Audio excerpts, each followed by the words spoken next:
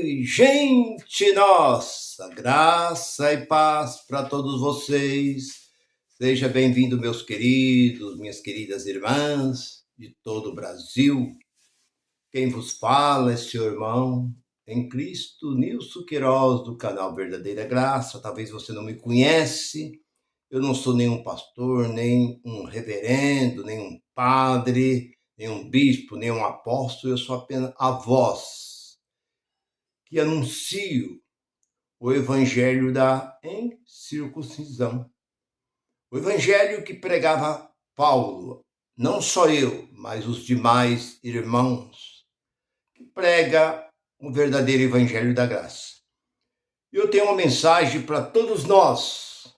E o título da mensagem é o nome é este: Verdadeira ceia ou verdadeira janta. Porque a palavra ceia e janta é a mesma coisa. Se você chamar Santa Ceia ou Santa Janta, qual a diferença? É tudo igual. Ceia e janta significa a mesma palavra. É como o Apocalipse. Se você disser Apocalipse ou Revelação, é a mesma coisa.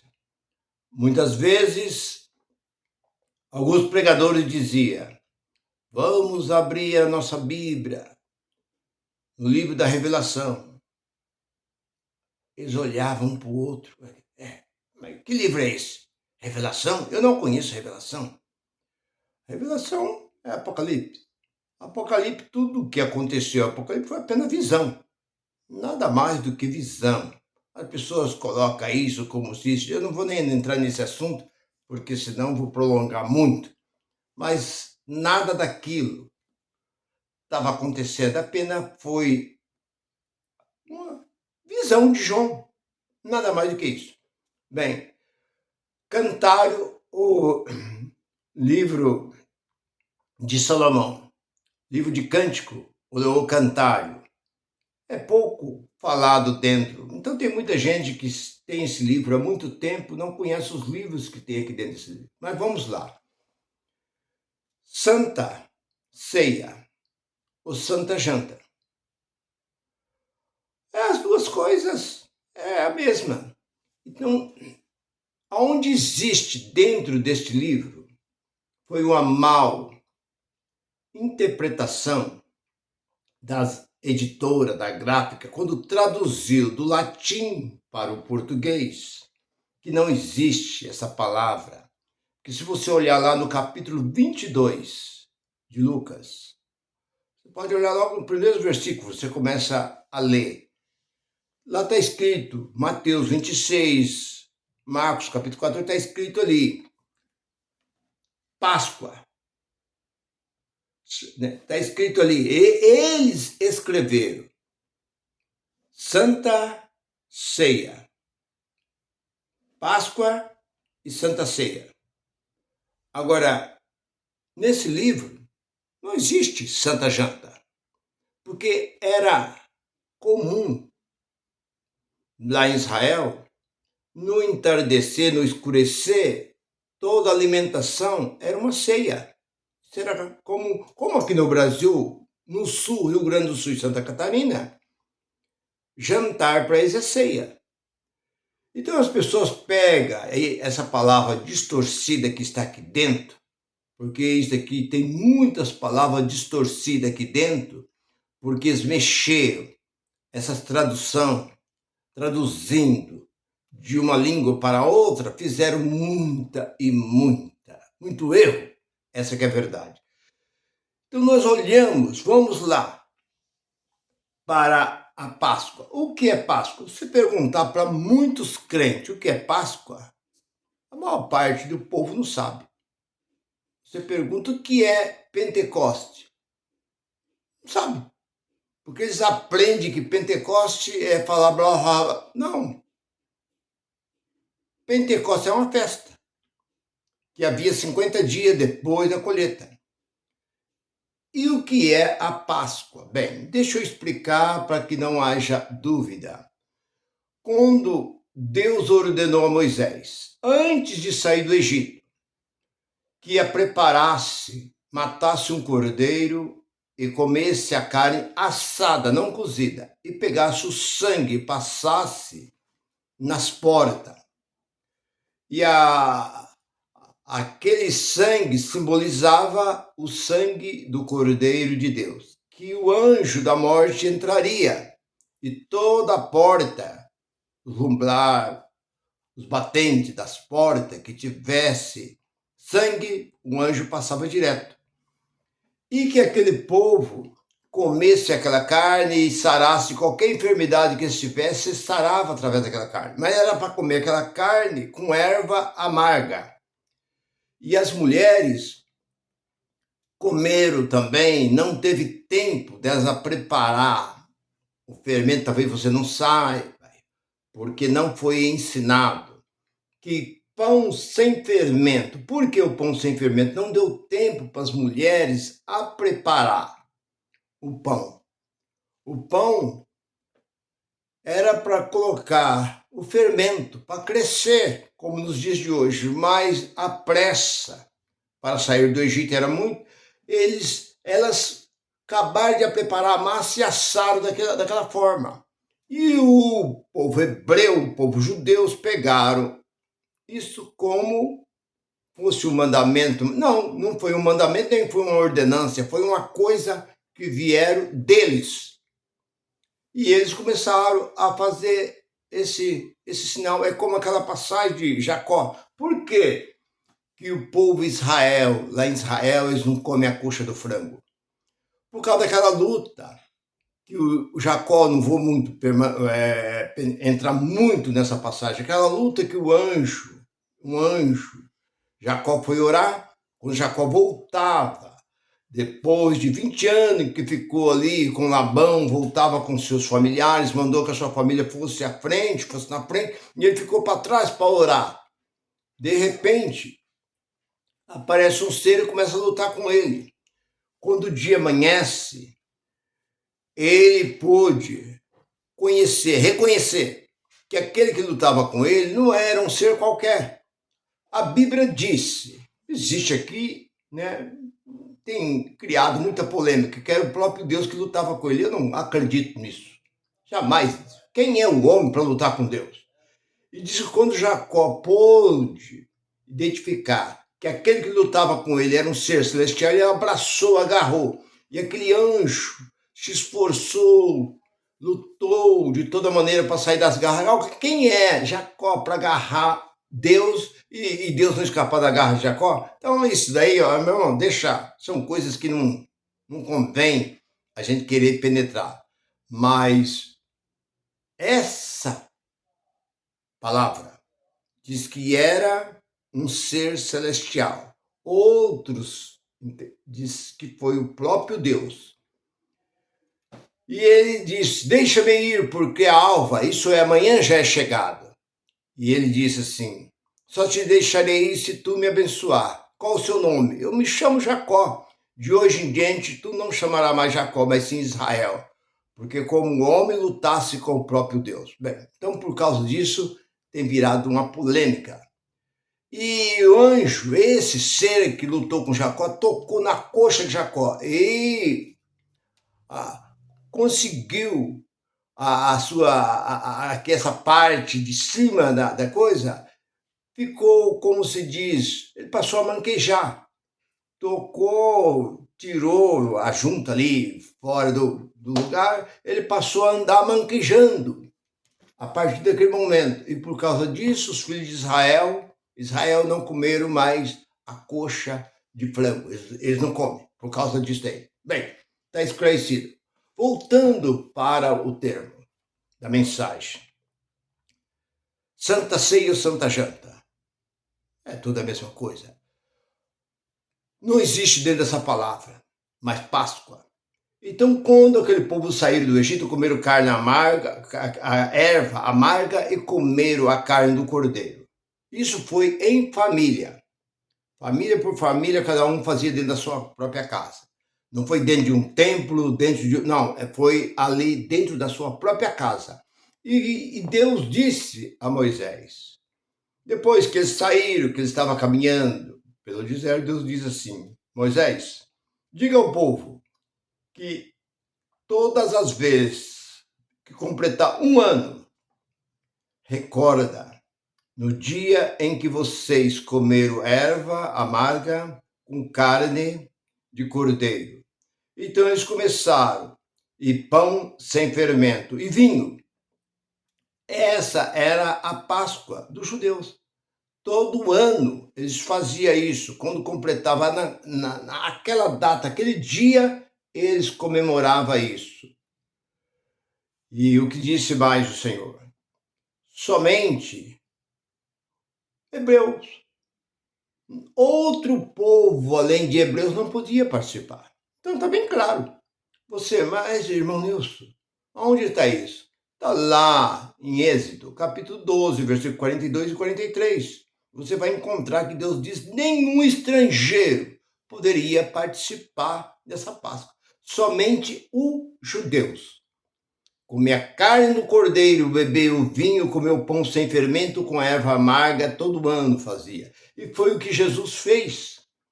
Por isso que você olha ali no texto, no início, ele está dizendo a última Páscoa. Por quê? Porque ali estava terminando. Jesus foi o fim da lei. Jesus foi o cumprimento de tudo. Desde a lei do início lá de Moisés, que segundo a teologia foi 1447 anos. E ali terminava. Então por isso que diz a última Páscoa. Jesus mandou algum dos seus discípulos a preparar e em busca de um lugar. Eu acredito que essa casa que foi preparada para a Páscoa, por que Jesus não falou? Vai lá e diga ao sacerdote que nós vamos fazer uma Páscoa dentro do templo. Não, porque não se fazia dentro do templo. Não fazia dentro de sinagoga, se fazia dentro de casa. Então Jesus mandou. Eu acredito que essa casa, que as portas foi aberta e foi feito o preparativo para a Páscoa, era pessoas que eram admirador ou até seguidores do próprio Senhor. E eles falaram, Senhor, já está preparado. Então Jesus seguiu para aquela casa. Chegou lá, a mesa já estava farta. Já estava ali as cadeiras, Jesus sentou na cabeceira da mesa e sentou os demais, os 12. E eles primeiro fizeram o quê? Cearam. Por isso que você olha o texto, para você não dizer que eu estou falando coisas que não está aqui.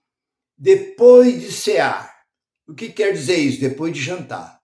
Primeiro eles comeram pão, beberam vinho, comeram erva amarga, fizeram tudo porque eles eram judeus, não tinha nenhum estrangeiro no meio deles.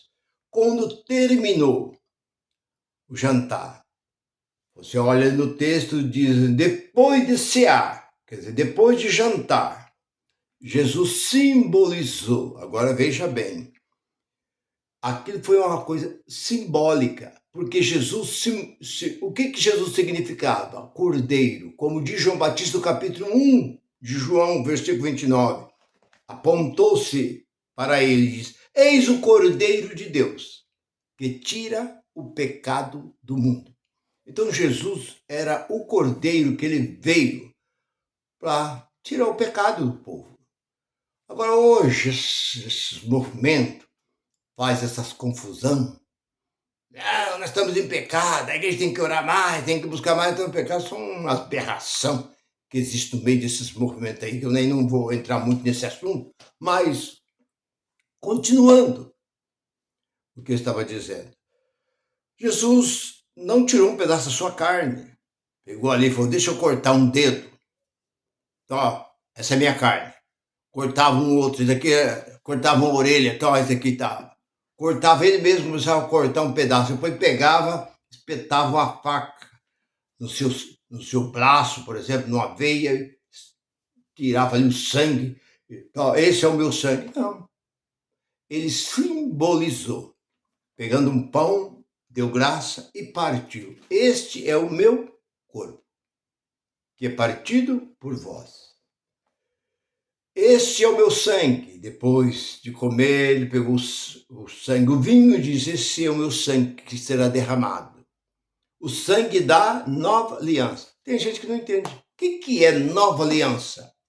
Velha aliança e nova aliança. Velha era a lei de Moisés.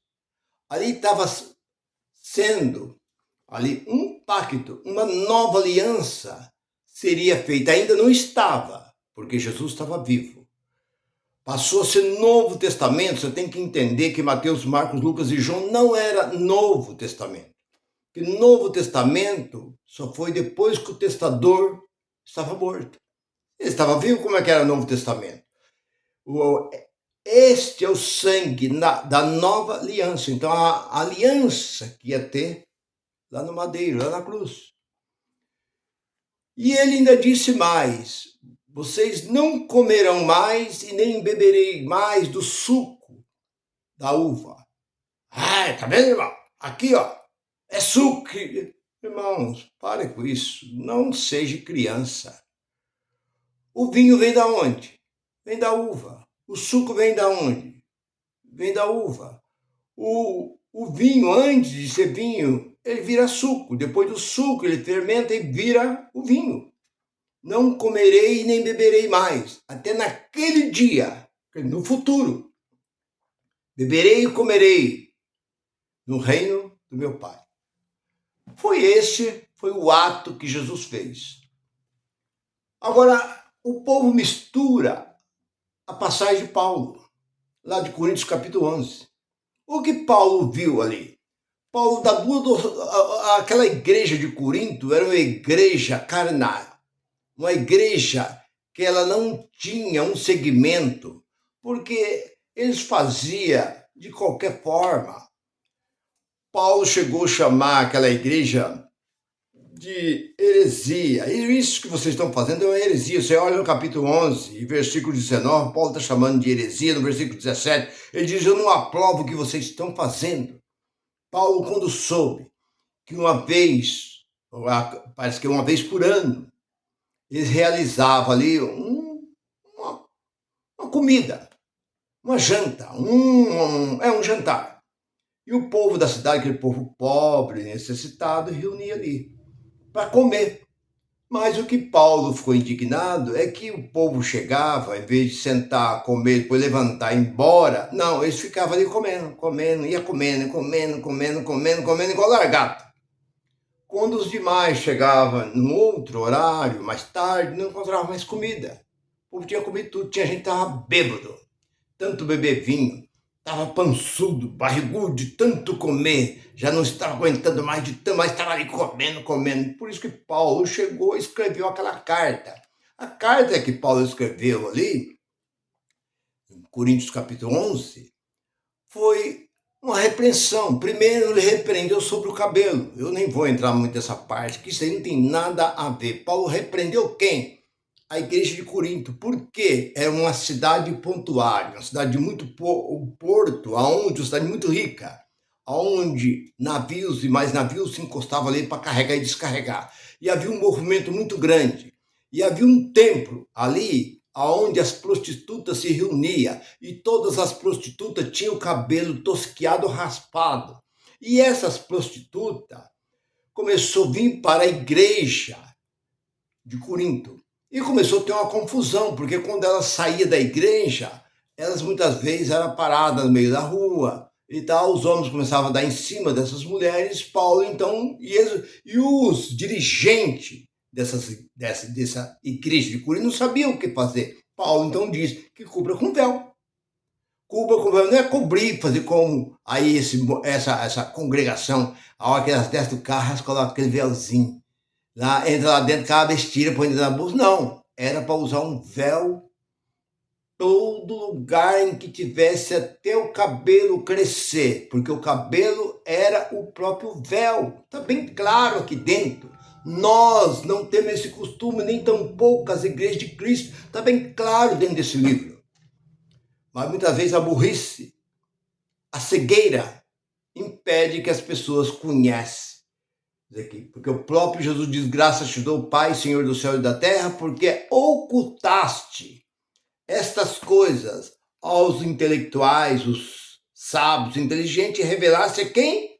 Aos pequeninos. Então tá aí, tá bem claro. Então Paulo escreveu uma carta de repreensão, repreendendo a igreja de Corinto, que era uma igreja carnal. E as pessoas pegam isso como isso fosse para eles. E fica lá dando um pedacinho de pão, um pouquinho de suco, e não entende o que significa isso. Isso era um jantar, né, que havia lá na Grécia, que Corinto fica na Grécia, nada mais do que isso. E por falta de entendimento, eles fazem esse erro. Chama de uma janta e chama de santa ceia. Sendo que no hebraico existe Páscoa. Nada mais do que isso. Então, meu irmão, você está esclarecido que a carta de Paulo de Coríntios 11 não tem nada a ver com o que fez Jesus. Ele deu exemplo. O exemplo lá, da maneira que Jesus se comportou, comeu delicadamente junto com os seus, mas ali estava bagunçado. Foi isso e nada mais do que isso. Meu irmão, fico com essa palavra. Graça e paz para todos. Curte e compartilhe. Graça e paz para todos. Goodbye, goodbye.